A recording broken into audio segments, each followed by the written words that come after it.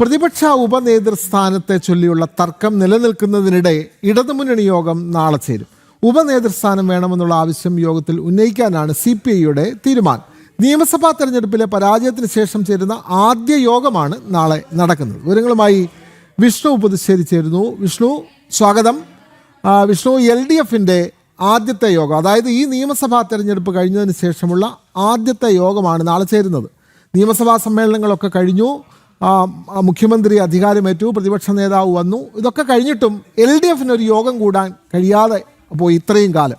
പ്രധാനപ്പെട്ട തർക്കം എന്ന് പറയുന്നത് ഉപനേതൃ പദവി വേണമെന്നുള്ള CPIയുടെ ആവശ്യം. ഇപ്പോഴും CPM അത് ചെവിക്കൊണ്ടിട്ടില്ല, ആവശ്യം അംഗീകരിക്കുമെന്നുള്ള ഒരു ഉറപ്പും നൽകിയിട്ടില്ല. ഈ പശ്ചാത്തലത്തിലാണ് നാളെ LDFിൻ്റെ യോഗം ചേരുന്നത്. ഈ യോഗത്തിൽ ഈ ആവശ്യം ശക്തമായി തന്നെ ഉന്നയിക്കാനാണ് CPIയുടെ തീരുമാനം. കൂടുതൽ വിവരങ്ങൾ എന്തെല്ലാമാണ് വിഷ്ണു?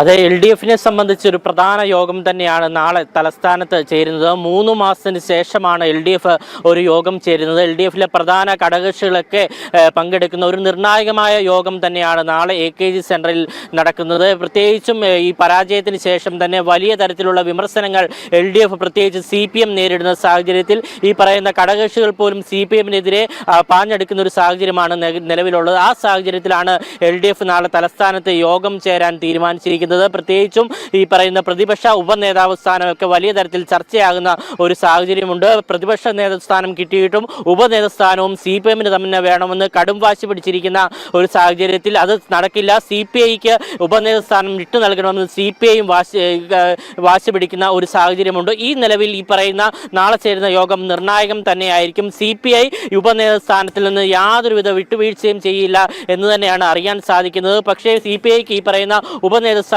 വിട്ടുകൊടുക്കാൻ CPMും തയ്യാറാകുന്നില്ല. എല്ലാ അവകാശങ്ങളും തങ്ങൾക്ക് തന്നെ വേണമെന്നുള്ള നിലപാടിൽ തന്നെ CPM പോകുന്ന ഒരു സാഹചര്യം കാണാൻ സാധിക്കുന്നുണ്ട്. കഴിഞ്ഞ പിണറായി വിജയൻ സർക്കാരിൻ്റെ കാലത്ത് ഈ പറയുന്ന ധാർഷ്ട്യങ്ങളൊക്കെയാണ് വലിയ പരാജയത്തിന് LDFിനെ നയിച്ചത് എന്നുള്ള തിരിച്ചറിവ് LDFിന് തന്നെ ഉണ്ടായിരിക്കുന്നു. ഘടകകക്ഷികളെല്ലാം തന്നെ കഴിഞ്ഞ യോഗങ്ങളിലെല്ലാം പിണറായി വിജയനെയും അതുപോലെ CPM എന്ന് പറയുന്ന പ്രധാന ഘടകകക്ഷിയും വിമർശിക്കുന്ന സാഹചര്യമുണ്ടായി. പക്ഷേ അതൊന്നും തിരിച്ചറിയാതെ വീണ്ടും CPM ഈ ഉപനേതാവ് സ്ഥാനത്തിലേക്കൊക്കെ കടിച്ചു തൂങ്ങുന്നത് ഈ ഘടകകക്ഷികൾക്കിടയിൽ വലിയ തരത്തിലുള്ള ഭിന്നതകൾ ഉണ്ടാക്കാൻ സാധ്യതയുണ്ട്. ഈ ഒരു സാഹചര്യത്തിലാണ് 3 മാസത്തിന് ശേഷം നിയമസഭാ ഇലക്ഷൻ തെരഞ്ഞെടുപ്പ് നേരിട്ട് കഴിഞ്ഞ് 3 മാസങ്ങൾ കഴിയുന്നു. മുഖ്യമന്ത്രി ചാർജ് എടുത്തു കഴിഞ്ഞു, അതുപോലെ പ്രതിപക്ഷ നേതാവ് സ്ഥാനമേറ്റു. ഈ ഒരു സാഹചര്യത്തിലെല്ലാം 3 മാസത്തിന് ശേഷമാണ് പൂർണ്ണമായ ഒരു LDF യോഗം നാളെ തലസ്ഥാനത്ത് ചേരുന്നത്. ഈ LDF യോഗത്തിൽ വലിയ തരത്തിലുള്ള വിമർശനം ഘടകകക്ഷികളുടെ ഭാഗത്ത് നിന്ന് ഉണ്ടാകുമെന്നാണ് അറിയാൻ കഴിയുന്നത്. വലിയ തരത്തിൽ തന്നെ ഘടകകക്ഷികൾ ഈ തോൽവിയെ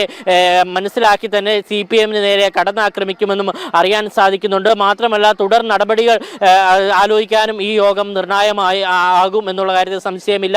ഈ പറയുന്ന സർക്കാരിനെതിരെയുള്ള സമര പോരാട്ടങ്ങളിൽ ഈ പ്രതിപക്ഷം ദുർബലമാണെന്നുള്ള തിരിച്ചറിവ് LDFിലെ ഘടകകക്ഷികൾക്കുണ്ട്. അത് ഈ ദുർബലം മാറ്റിക്കൊണ്ട് ശക്തമായി തന്നെയുള്ള സമര പരിപാടികൾ ആവിഷ്കരിക്കണം. ഈ പറയുന്ന സർക്കാരിനെതിരെയുള്ള പലതരത്തിലുള്ള പ്രശ്നങ്ങൾ നിലനിൽക്കുന്നുണ്ട്. അപ്പോൾ പ്രതിപക്ഷം എന്ന നിലയിൽ LDF പൂർണ്ണമായും ഇതിനെതിരെയുള്ള ശക്തമായ പോരാട്ടങ്ങൾ നടത്തണമെന്ന് കഴിഞ്ഞ മീറ്റിങ്ങുകളിലെല്ലാം ഘടകകക്ഷികൾ ആവശ്യപ്പെട്ടിരുന്നു. പക്ഷേ ആ ഉണ്ടായ ദുർബലതയിൽ നിന്ന് തിരിച്ചു വരണമെന്നുള്ള ആവശ്യം വീണ്ടും ഘടകകക്ഷികൾ ഉന്നയിക്കുമെന്ന് തന്നെയാണ് അറിയാൻ സാധിക്കുന്നത്.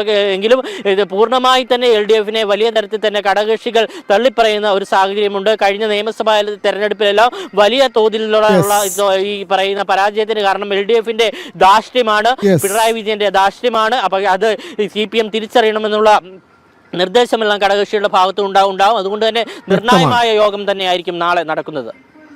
വ്യക്തമാണ്. വിവരങ്ങൾ നൽകുകയായിരുന്നു തിരുവനന്തപുരത്ത് നിന്നും വിഷ്ണു പുതുശ്ശേരി.